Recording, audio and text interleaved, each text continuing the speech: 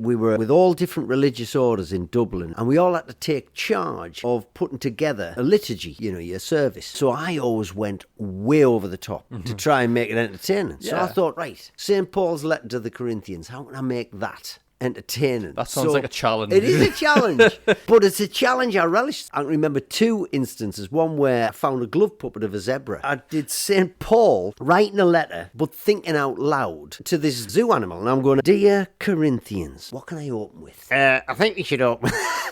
and he writes the letter. That's read out in church, but you remember it more. Yes. Another time I thought these letters would have been distributed or read in a square to people. They weren't like a handwritten letter that everybody got a copy of. So what would have happened? So somebody would have ran into the village square and said, we have a letter from St. Paul. So I ran into one of these services I remember I just found props wherever I could get them in the monastery. I found a mac, a trilby, and a trumpet. And I ran in and it shocked everyone. I went, ladies and gentlemen, we have a letter from St. Paul. And everybody's going, what the hell is going on? I would have went to church if you were like this. Well, this is what I used to say. But I mean, it's very hard to keep that level of entertainment up. But I just think it's worth trying to be a bit more entertaining than to be dull.